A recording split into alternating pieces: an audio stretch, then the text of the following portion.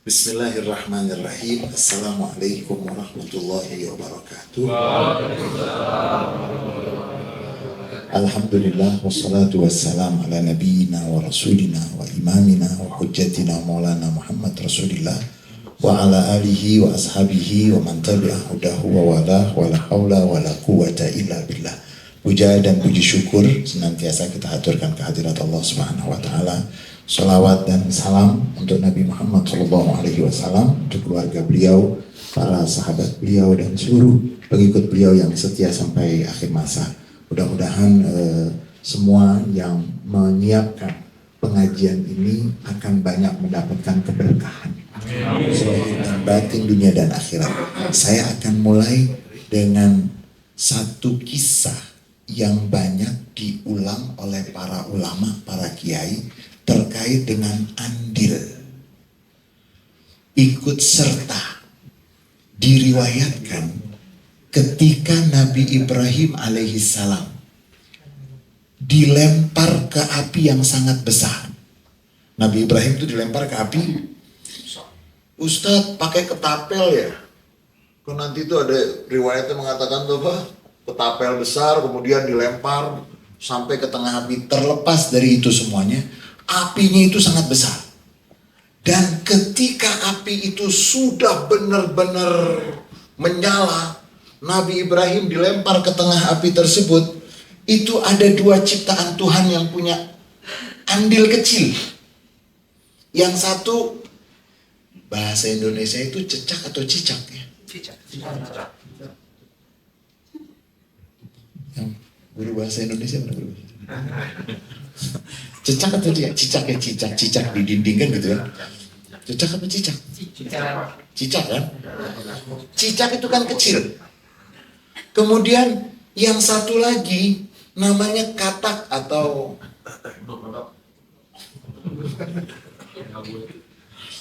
katak. Bahasa halusnya kan katak gitu. Nah, yang satu namanya cicak, itu dia meniup. Ditanya, cicak, emangnya kamu niup mempengaruhi api tambah besar? Kan kalau api ditiup, tapi yang niup cicak. Kemudian katak itu bawa air, nyembur. Ditanya juga, memangnya kamu bisa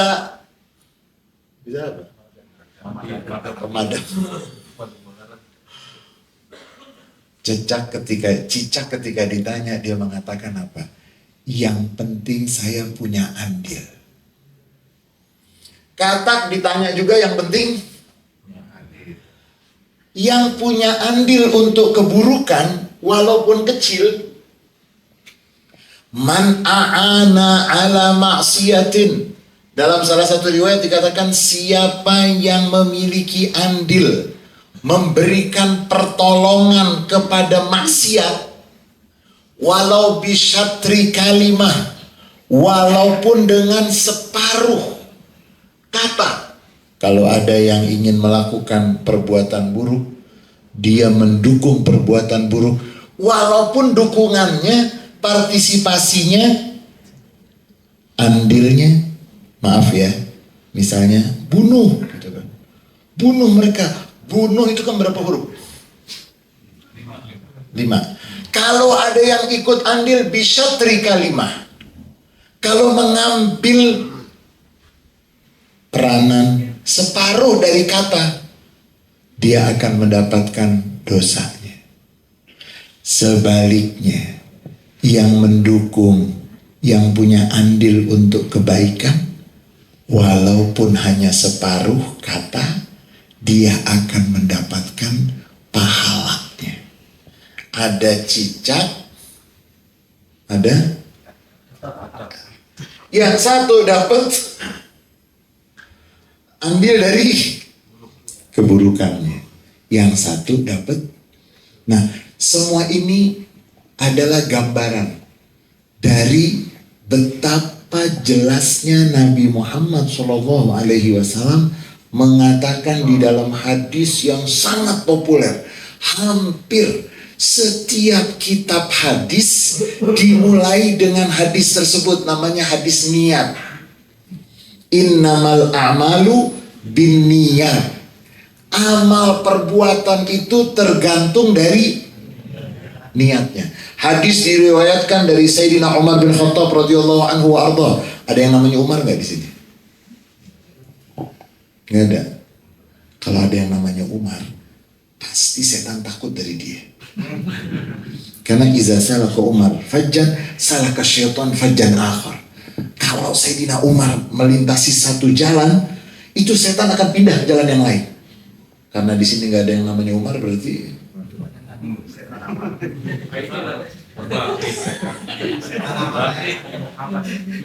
oh dia namanya Muhammad. Oh, kalau namanya Muhammad berarti harum. Karena Nabi Muhammad itu selalu harum. Sampai tempat yang beliau duduki, jalan yang beliau lintasi itu harumnya sampai 3 hari gak hilang. Jadi kalau ada yang namanya Muhammad tidak harum,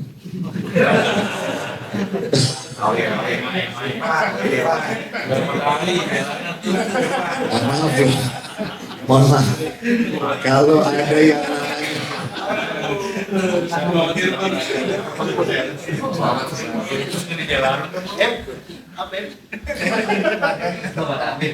ini langsung mulai supaya waktunya nggak kehabisan. Jadi kalau ada yang namanya Muhammad, Pak, dia tidak harum, berarti ganti namanya.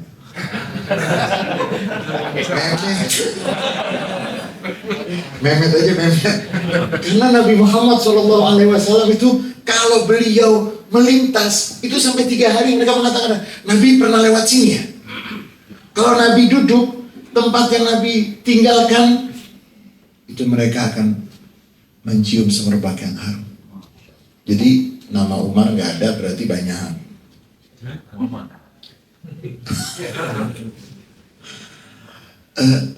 Nabi Muhammad mengatakan dalam hadis yang menjadi hampir semua kitab hadis itu dimulai dengan hadis yang disebut dengan hadis tentang niat. Innamal a'malu binniyat. Segala amal perbuatan tergantung dengan niatnya.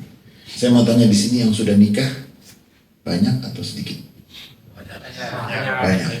Waktu nikah tuh niatnya apa? Wah, iya.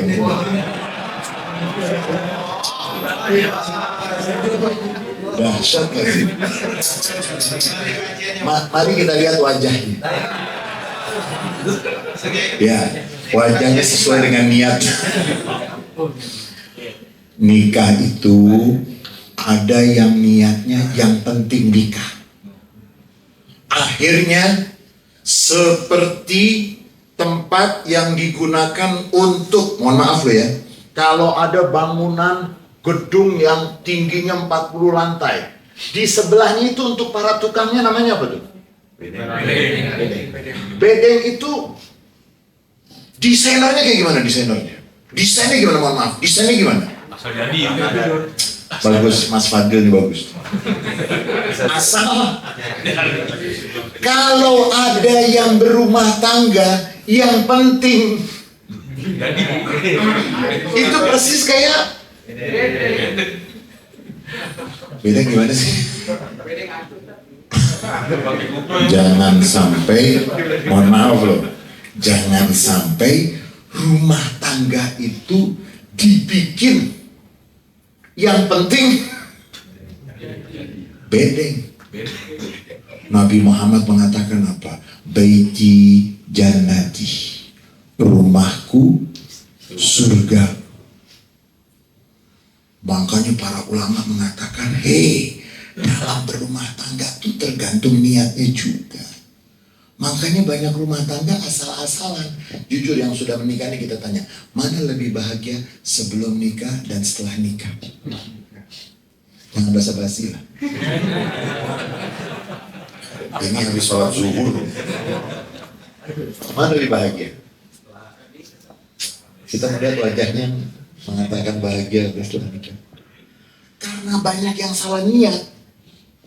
Akhirnya ya mohon maaf. Makanya para ulama ketika menyebutkan tentang Nikah itu ada berapa niatnya? Banyak sekali, sampai sebagian ulama itu menulis tidak kurang 200 niat untuk pernikahan. Maksudnya apa? Kamu pikir rumah tangga kamu kalah dengan ini handphone ini isinya apa? Isinya apa? Fiturnya ada berapa? Ada bisa buat transfer, ada bisa buat. Masa rumah tangga hanya apa tadi? Mana yang tadi jawab bahagia tuh itu? Iya, rumah tangga tuh. Mohon maaf. Saya nggak mau sebut, tapi kalau nggak disebut nggak paham. Jadi ada namanya Universitas Islam Negeri di Ciputat. Dulu namanya IAIN. Sebelum lagi namanya bukan IAIN. Enggak, UIN baru. Waktu membangunnya, yang penting ada universitas atau sekolah tinggi Islam. Yang penting ada. Akhirnya di mana adanya tuh? Bayangkan zaman dulu itu di Ciputat di mana tuh? Ujung. Karena niatnya yang penting ada. Bandingkan dengan Universitas Indonesia di Depok. Bukan yang penting. Tapi harus menjadi universitas yang gimana gitu. Akhirnya kan beda. Yang penting dengan yang diniatin. Innamal a'malu binniyat wa innama likulli imri'in ma nawa. Segala sesuatu tergantung dengan niatnya, dan setiap manusia itu tergantung dari apa yang dia niatkan. Faman kanat hijratuhu lillahi wa rasulihi fahijratuhu ila ma hajara ilaih. Faman kanat hijratuhu lidunya yusibuha aw imra'atin yankihuha fahijratuhu ila ma hajara ilaih. Waktu itu Nabi Muhammad memberikan gambaran tentang hijrah, karena waktu itu banyak yang hijrah ke Madinah. Faman kanat hijratuhu lillahi wa rasulih. Siapa yang niat hijrahnya itu untuk mendapatkan Allah dan Rasulnya, maka dia akan mendapatkan Allah dan Rasulnya. Faman kanat hijratuhu, siapa yang hijrahnya lidunya yusibuha, untuk mendapatkan materi, awim ra'atin yang kihuha, atau untuk mendapatkan perempuan yang akan dinikahi. Ustadz, kok tiba-tiba ngomongin perempuan yang akan dinikahi? Ya, nanti diriwayatkan ada dari mereka yang hijrah itu bukan karena hijrah, karena kekasihnya hijrah. Ikut hijrah karena, dan nanti dikatakan kekasihnya itu namanya Ummu Qais. Ada yang namanya Ummu Qais nggak di sini? Ada nggak gadis yang namanya Ummu Qais? Nah, karena kekasihnya namanya Ummu Qais, nanti yang hijrahnya karena mengejar kekasihnya dikenal dengan Muhajir Ummi Qais. Hijrah untuk Ummu Qais, bukan untuk Allah. Nah, ada amalan-amalan yang sedikit, tapi kalau niatnya besar. Kam min saghirin kabbarathu niyyah wa kam min kabirin sagharathu niyyah. Para ulama mengatakan berapa banyak amal perbuatan yang besar menjadi kecil gara-gara niatnya. Rumah tangga tuh besar loh, tapi niatnya ada yang apa tadi? Apa? Pusing ditanya terus kapan nikah, nikah aja. Yang penting, atau pacaran kelamaan kan gitu, daripada ditanya terus ya udah deh. Berapa banyak hal yang besar menjadi kecil karena niatnya kecil. Berapa banyak hal yang kecil menjadi besar karena niatnya besar. Jangan pernah punya niat asal-asalan. Jangan pernah punya niat kecil. Karena kalau niatnya besar, walaupun tidak terwujud, dapat pahalanya besar. Niyatul mu'min khairun min amalihi Dalam hadis yang lain, Nabi Muhammad mengatakan, niat seorang mukmin lebih besar dari amal yang terwujud atau pekerjaan yang terlihat. Karena nanti diriwayatkan Sayyidina Utsman bin Affan ingin membeli salah satu sumur. Ketika ingin membeli, ternyata udah dibeli duluan oleh non-muslim. Nabi Muhammad mengatakan niatul mukmin, niat orang yang beriman ini lebih bagus dari amal, dari perbuatan yang dilakukan oleh, yang kelihatan yang dilakukan oleh orang yang niatnya itu kecil.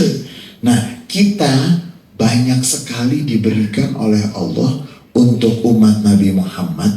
Jadi dalam salah satu riwayat dikatakan Nabi Musa itu pernah membaca lembaran yang isinya dalam lembaran itu dikatakan akan ada umat yang diciptakan terakhir tapi masuk surganya duluan. Nabi Musa mengatakan, ya Allah, jadikan itu untuk umatku. Allah mengatakan tidak, itu untuk umat Nabi Muhammad. Diciptakan terakhir tapi masuk surganya. Ya Allah, di situ aku membaca ada umat yang niatnya saja sudah dihitung dapat pahala. Satu, kalau niatnya terlaksana, dia mendapatkan 10. Ya Allah, jadikan itu untuk umatku, kata Nabi Musa alaihissalam. Allah kembali mengatakan di dalam riwayat itu, Allah mengatakan tilka ummatu Ahmad, itu untuk umatnya Nabi Muhammad. Sampai begitu banyak kelebihan tersebut, sampai Nabi Musa mengatakan, Allahumma ij'alni min ummati Ahmad. Ya Allah, kalau begitu jadikan aku termasuk dari umatnya Nabi Muhammad. Jadi umat Nabi Muhammad itu dapat banyak sekali amalan-amalan yang kecil tapi bisa dapat pahala besar. Saya mau tanya, kira-kira kita yang hadir di sini nanti masuk surga atau masuk neraka? Pengennya surga. Saya mau tanya lagi, saya mau tanya lagi. Yakin gak masuk surga? Iya. Kalau gak yakin, gak usah sholat, gak usah ngaji. Ngapain sholat sama ngaji kalau ada orang nih ditanya nih, kamu kerja di mana? Saya kerja di daerah Sudirman. Gajinya berapa? Gak tahu saya. Itu orang apa? Orang mobil itu hidayah. Ya gitu. Loh, kalau kita bekerja dengan manusia saja, pasti dapat sesuatu. Apalagi kalau kita menjadi hamba Tuhan yang Maha Pengasih, Maha Penyayang, Maha Pemurah, Maha Penyantun, yang memberikan lebih dari semua yang diharapkan. Nah, karena begitu banyak yang Allah berikan untuk umat Nabi Muhammad, pada kesempatan ini saya nggak bisa menyampaikan begitu banyak. Satu riwayat mengatakan Nabi Muhammad itu pernah ditanya oleh seorang sahabat, pertanyaannya sama. Sahabat yang bertanya itu ada beberapa orang. Yang satu nanya, wahai Rasulullah, amalan apa yang paling baik? Rasulullah lihat yang bertanya ini badannya besar, bagus badannya, steril. Nabi Muhammad bilang, jihad fisabilillah. Kalau sekarang berangkat ke Gaza gitu kalau sekarang. Badannya karena cukup untuk jadi tentara. Orang yang kedua datang, pertanyaannya sama. Wahai Rasulullah, amalan apa yang paling bagus? Orang yang kedua datangnya badannya. Kalau disuruh perang nanti ngerepotin teman-temannya. Ada dari Indonesia itu pernah gaya kan mau bela Gaza waktu itu. Itu katanya pernah ada begitu sampai di Gaza. Bukan yang kemarin ini, bukan. Yang berapa waktu yang lalu kan Gaza juga pernah diserang. Itu ada dari Indonesia sampai ke sana, masuk angin di krok. Sudah di Gaza bingung, kenapa tuh berdarah-darah? Enggak, katanya ini mana namanya masuk angin. Mereka bilang udah deh kamu pulang aja deh. Udah kirimin kita bantuan aja deh. Karena kan jadi repot itu. Masuk angin, kemudian kalau dikerok tuh bertahu, gitu kan. Ketahuan sama. Gak bisa bersembunyi. Nah, yang datang yang kedua ini badannya kecil gitu kan, kurus. Kalau Nabi Muhammad mengatakan jihad fisabilillah, Nabi zolim gak? Nabi tanya, masih punya orang tua nggak? Oh, kalau gitu kamu berbakti saja, layani ibumu dan ayahmu. Yang ketiga, pertanyaan yang sama, wahai Rasulullah, amalan apa yang paling bagus?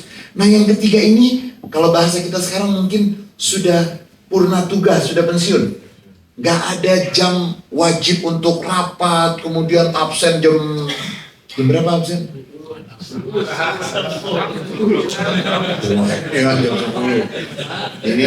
Ini ikhlas banget ngucapin itu. Isi hati dan kepala gitu. Karena sudah pensiunan, purna tugas, Nabi Muhammad mengatakan apa? Sholat di awal waktunya. Bayangkan kalau ada yang salah paham, itu ada dokter mau operasi karena nggak ngaji, baru dapat one day one hadis. Wah, sholat di awal waktu. Baru dapat itu mau langsung dipraktekkan. Kemudian ada pasien mau dioperasi. Ntar dulu deh, saya sholat dulu. Pesawat mau terbang, kalau salah paham pilot. Makanya kan nanti dalam agama tuh ada teks, ada konteks. Ada teksnya, jangan sampai salah dari konteksnya. Itu ada hadis Nabi menjelaskan, Nabi kalau hujan turun, kita kalau hujan turun masuk ke rumah atau keluar dari rumah? Bid'ah. Beneran bid'ah. Ustadz sunnahnya gimana? Kalau nggak ngaji itu repot. Nabi Muhammad bener, kalau hujan turun tuh keluar dari rumah, baca doa hujan-hujanan. Nah ini teksnya seperti itu, konteksnya gimana?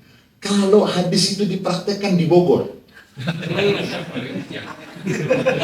pas musim hujan, 12 kali hujan turun di jam kerja, keluar mempraktekkan hadis Nabi. Makanya harus ngaji. Loh, maksudnya apa Ustadz? Ya, Nabi Muhammad SAW melakukan itu karena konteksnya beliau berada di wilayah yang seringkali hujan baru turun setelah sholat istisqa. Lah kalau Bogor, konteksnya beda. Kemudian one day one hadis, Nabi Muhammad kalau makan itu selalu dengan 3 jari. Bubur ayam gimana? Rawon gimana rawon? Wah ini hadisnya harus dipraktekkan. Kalau ngaji dikasih tahu, Nabi Muhammad konteksnya yang beliau konsumsi itu kurma 3 jari. Bubur ayam. Jangan tahu teks tapi tidak tahu konteks. Nah, untuk kita bisa masuk surga, kita adalah umat yang dipersulit masuk neraka. Saya ulangi lagi nih. Kita adalah umat yang dipersulit masuk. Dipersulit loh. Gimana caranya dipersulit? Semua jalan menuju surga itu dibuka. Jalan menuju neraka ditutup. Tapi dipaksa jalan menuju surga itu terbentang. Yang punya ibu, punya bapak, jalan menuju surga. Yang punya istri,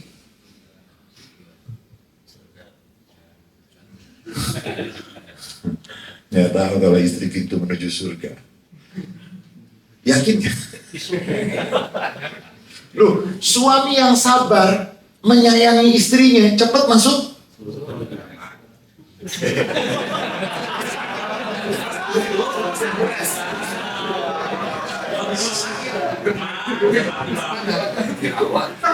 Makanya kan paling banyak yang meninggal dunia duluan siapa? Suami.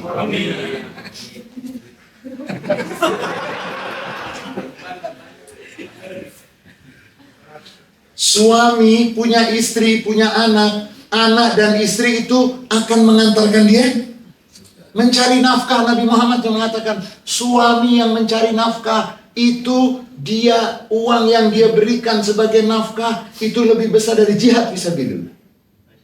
Istri yang sabar taat kepada suami, makanya paling banyak di surga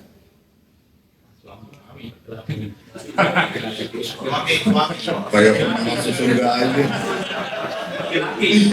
Yang paling banyak di neraka lagi itu perempuan.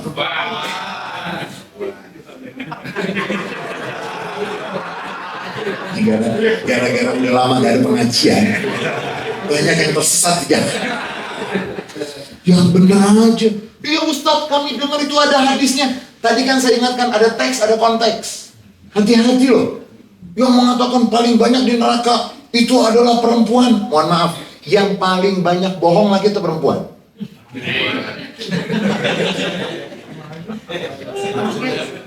Yang paling banyak dibohongi lagi itu perempuan.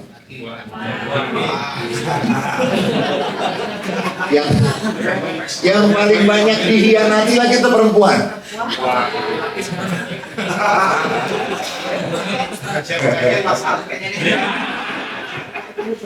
Jadi saya sedih mendengarnya. Luar biasa.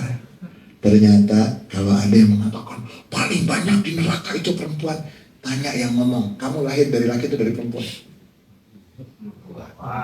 Nabi Muhammad mengatakan apa? Surga di bawah telapak kaki ibu laki atau perempuan? Nabi Muhammad pernah ada seorang sahabat mengatakan, wahai Rasulullah, saya pengen punya anak laki-laki, anak saya perempuan tuh 3. Rasulullah bilang apa? Yang punya anak perempuan 3 dirawat dengan baik, dididik dengan baik, akan mengantarkan dia masuk surga. Wahai Rasulullah, yang satu lagi anak perempuan saya cuma 2. Rasulullah mengatakan yang punya anak perempuan 2 dirawat, dididik dengan baik, itu akan masukkan dia ke dalam surga. Satu lagi mengatakan, wahai Rasulullah, anak perempuan saya cuma 1. Yang punya anak perempuan, bayangkan anak perempuan bisa mengantarkan susu. Terus Ustaz gimana itu hadisnya? Makanya nanti ada teks, ada. Jangan sembarangan. Semua perempuan, banyakkan mana di neraka? Masuk neraka bukan karena jenis kelamin. Masuk neraka karena pertama rahmat Allah, yang kedua amal perbuatan. Nah, niat tergantung. Kalau niatnya bagus, caranya bagus, itu akan membuat kita mendapatkan banyak kebaikan dan banyak keberkahan. Jadi saya ingin kasih ada amalan sedikit. Nabi Muhammad pernah mengatakan apa? Jangan meremehkan perbuatan yang kamu pikir kecil, walaupun bentuknya senyummu di hadapan saudara. La tahkiranna minal ma'rufi syai'an. Jangan kamu meremehkan dari perbuatan baik, sekecil apapun, walaupun bentuknya senyummu. Jadi kalau untuk teman aja kita harus senyum, apalagi untuk pasangan. Kan teman gak ada ijab kabulnya.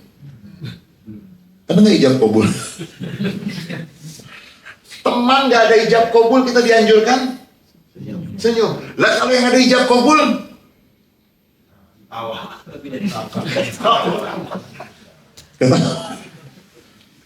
senyum. Walau antalqa akhaka biwajhin talq. Kata Nabi Muhammad, jangan kamu meremehkan perbuatan baik, walaupun kamu pikir itu remeh, kecil. Kamu memberikan wajahmu yang berseri terhadap saudaramu. Kan memang ada ya orang, kalau kita punya masalah, ngelihat wajahnya, Masya Allah, hilang masalah kita. Ada juga orang, kita gak punya masalah, begitu melihat wajahnya jadi masalah. Jadi kalau baca akhir surat Al-Fatah,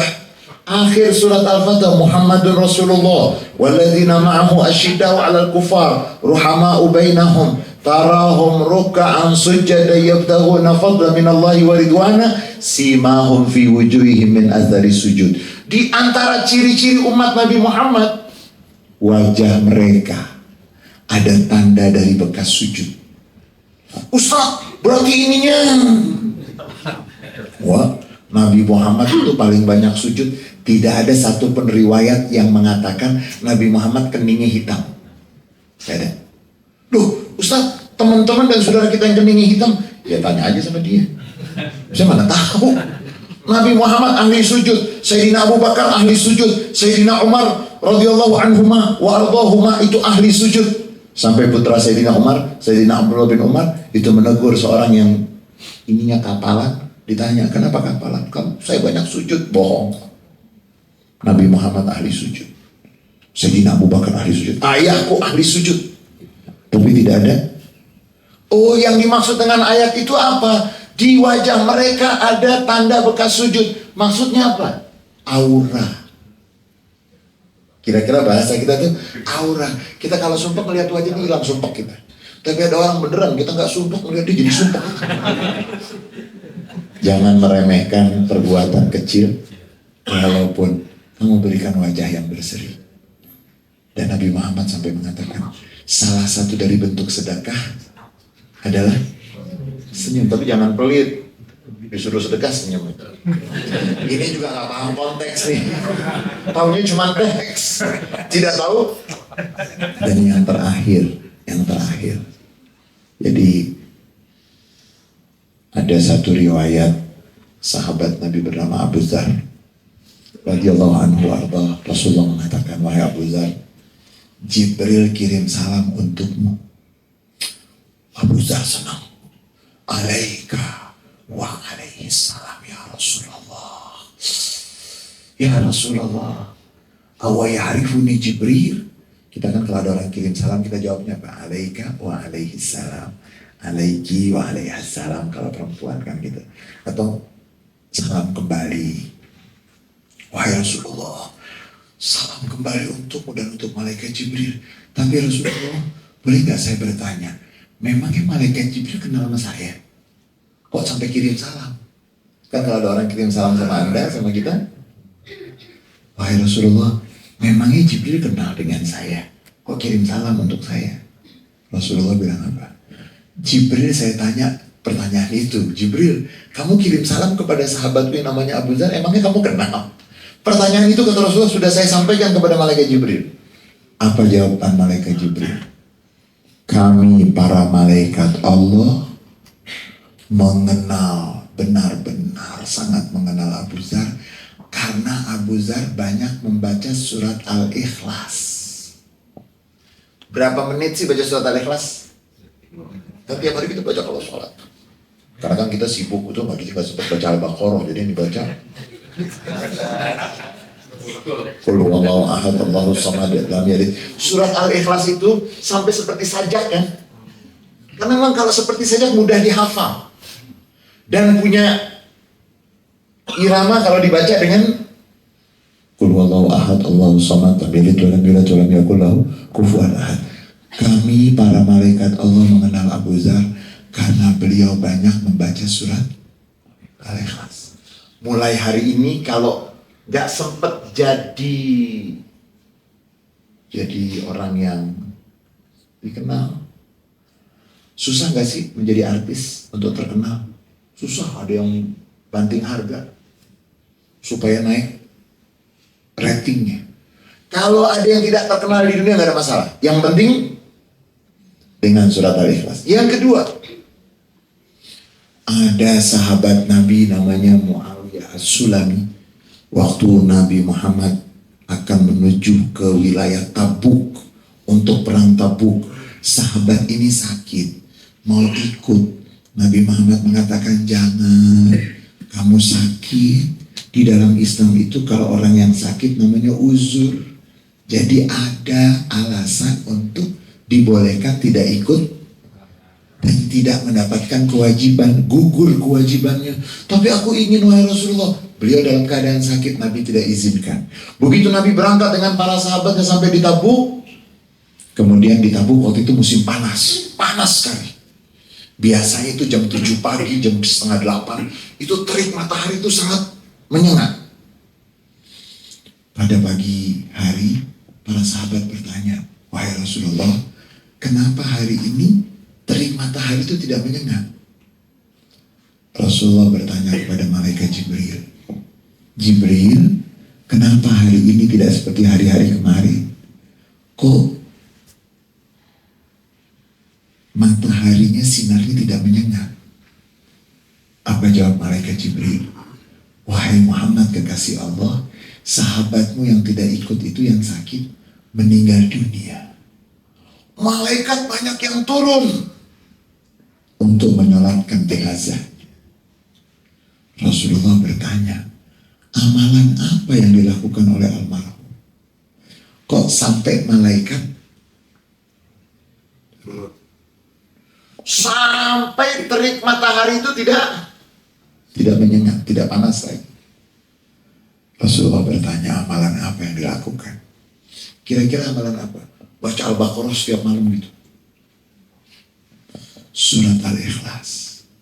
Kami para malaikat Allah sangat mencintai almarhum karena almarhum selalu membaca surat Al-Ikhlas dalam keadaan berdiri, dalam keadaan duduk, dalam keadaan berjalan. Surat Al-Ikhlas bisa membuat kita terkenal. Di mana terkenal? Surat Al-Ikhlas bisa membuat para malaikat.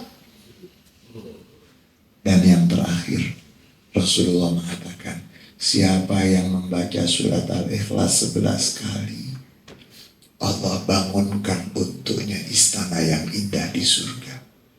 Siapa yang membaca sampai 20 kali dan terus kelipatannya akan terus bertambah. Dia akan memiliki banyak istana yang indah di surga. Sampai Sayyidina Umar mengatakan, idzan taktsuru qusuruna. Wahai Rasulullah, kalau begitu nanti kita punya istana banyak di surga. Rasulullah mengatakan, Allah sangat pemurah, Allah sangat kaya. Karunia yang dia berikan itu terus dan banyak sekali karena dia maha kaya.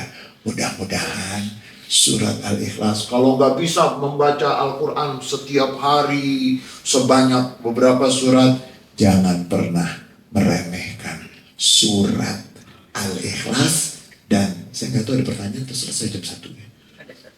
Ada pertanyaan? Oh ya. Nah, sebelum ada pertanyaan, nanti terkait dengan surat Al-Ikhlas, ada Imam Masjid Quba pada masa Nabi Muhammad. Mudah-mudahan semua yang hadir di sini bisa sampai ke Mekah untuk haji, untuk umrah, sampai ke Madinah untuk ziarah Rasulullah, sampai ke Masjidil Aqsa. Dan Masjidil Aqsa sudah merdeka dari Zionisme, dan Gaza mudah-mudahan diberikan oleh Allah Subhanahu wa taala kemenangan dan Palestina mendapatkan kemerdekaan. Zaman Rasulullah itu ada Masjid Nabawi, ada masjid di wilayah Kuba. Masjid yang pertama Nabi bangun tuh Masjid Kuba, tapi tidak untuk sholat Jumat waktu itu. Nah, imam yang menjadi imam rawatib, imam setiap harinya itu, kalau sholat maghrib, sholat isya, sholat subuh, itu selalu Al-Fatihah, surat Al-Ikhlas, baru surat yang lain. Selalu tuh. Kalau kita kan Al-Fatihah, Al-Ikhlas, ruku. Karena kita sibuk. Sibuk kalau gitu. Al-Fatihah, Al-Ikhlas, surat. Selalu ada surat Al-Ikhlasnya. Makmumnya banyak yang protes. Lapor kepada Rasulullah. Wahai Rasulullah, imam kami kok cara bacanya gitu. Itu gak dicontohkan oleh Nabi. Nabi gak pernah mencontohkan itu, tapi inisiatif. Makanya kalau ada yang Nabi tidak lakukan, lalu kita melakukan tuh gak boleh dikatakan pasti haram, ntar dulu.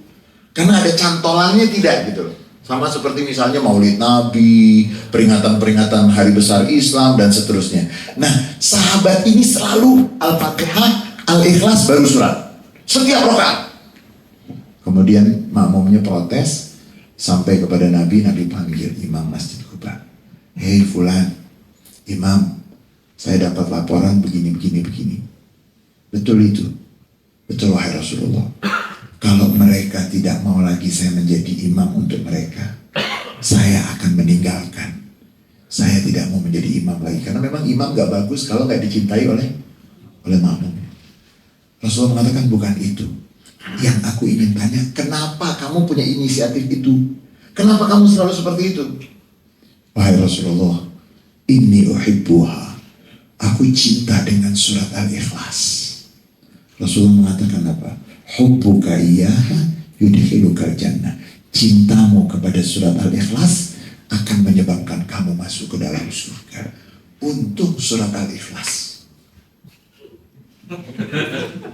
bukan surat Al-Baqarah.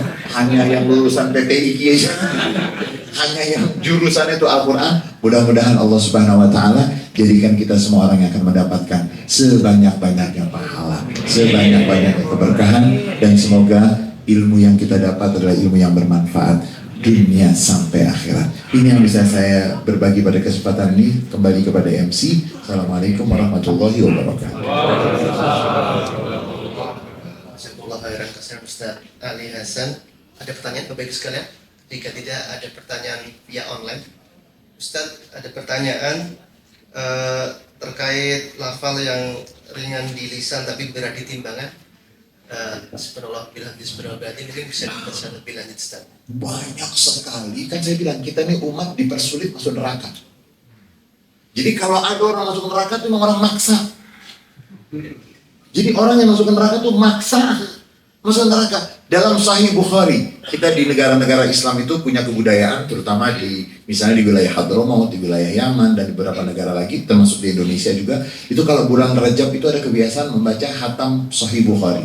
Pembacaan kitab Sahih Bukhari, kitab hadis yang paling otentik, ashahul kutub ba'da kitabillah, kitab hadis ataupun kitab yang paling sahih setelah Al-Quran. Nah, di bagian akhir Sahih Bukhari itu dikatakan bahwa Rasulullah SAW bersabda, kalimatani, 2 kalimat ringan diucapkan oleh lidah, dicintai oleh Allah, dan nanti timbangannya berat.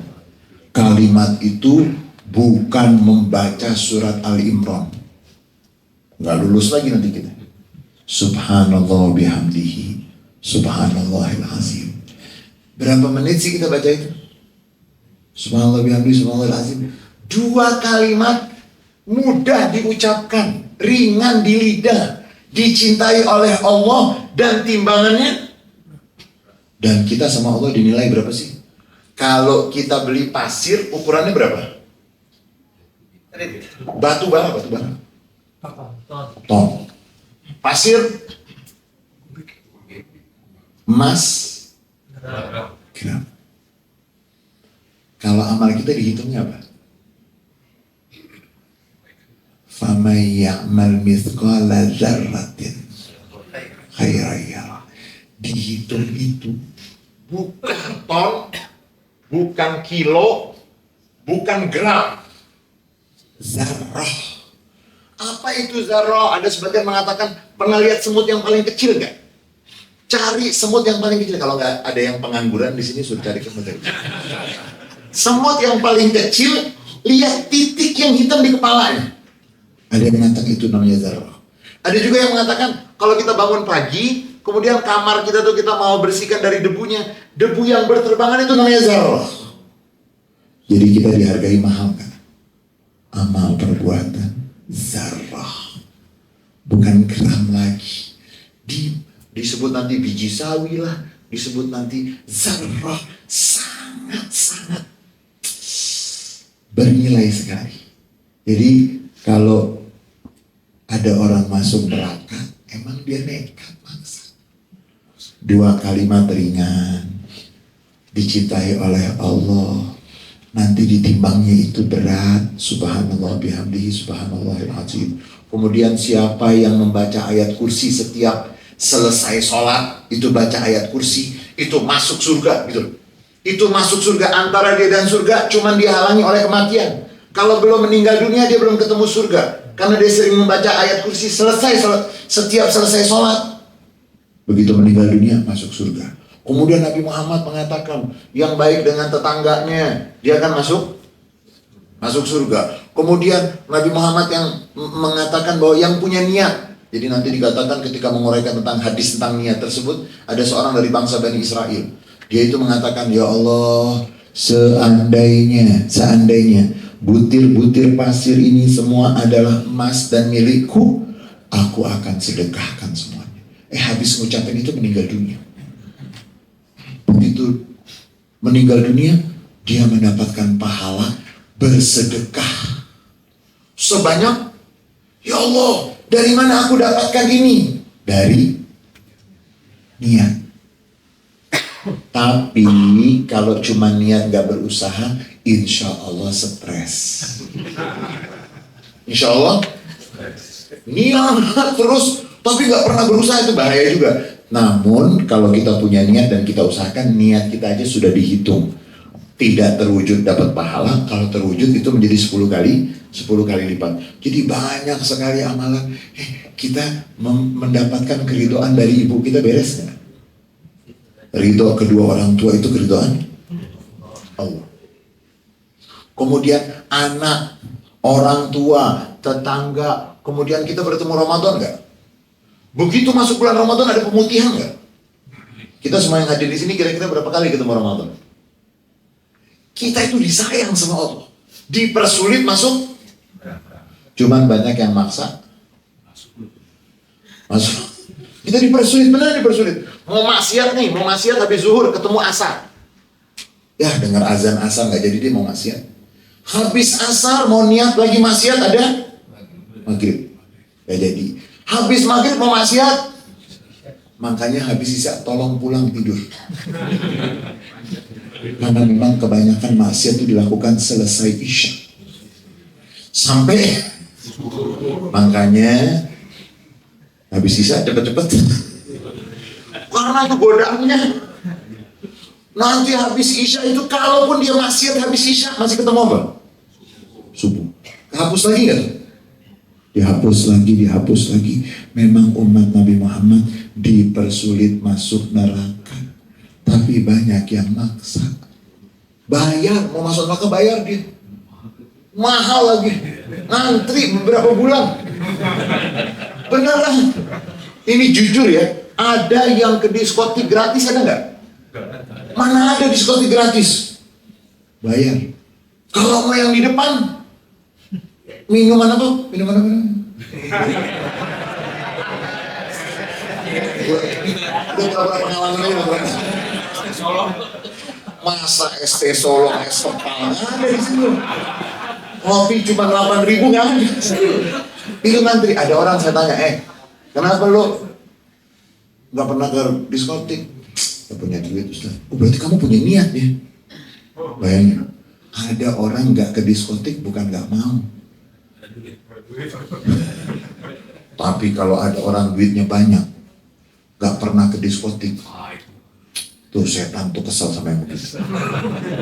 Tapi kalau ada orang, ya gaji gue UMR pakai kena pajak, ya dibayarnya juga sering telat. Niat ada tapi nggak punya.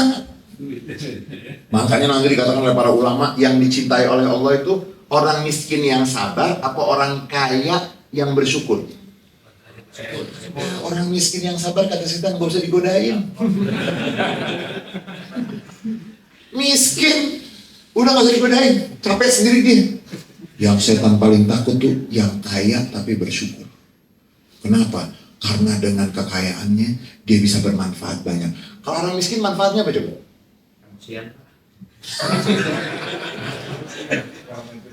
Nah, jadi hadis Nabi Muhammad banyak sekali sampai dikatakan bahwa pintu untuk mendapatkan kebaikan itu banyak sekali dan sebanyak nafas.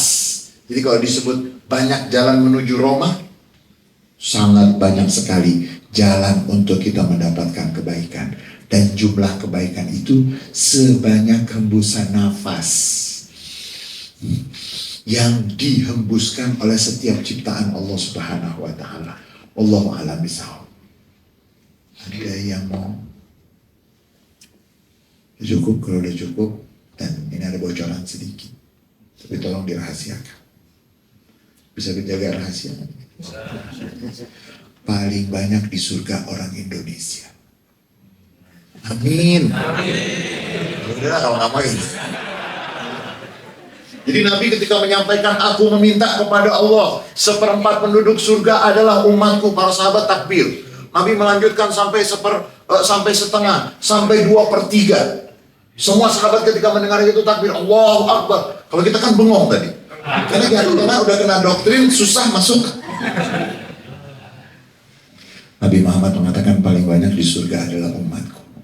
Kalau kita hitung sekarang, paling banyak di surga, paling banyak orang Islam. Ya. Jangan kaget, begitu masuk surga banyak orang Indonesia. Ada yang lagi ngerujak, lagi ngerumpi. Karena memang ada yang tersurat, ada yang ada yang tekstual, Ada yang konteks. Memang Nabi nggak pernah mengatakan paling banyak di surga orang Indonesia. Nanti Abu Jahal bingung, Indonesia di mana? Karena kan baru ada tahun 1945. Mudah-mudahan kita semuanya akan masuk surganya Allah Subhanahu wa taala.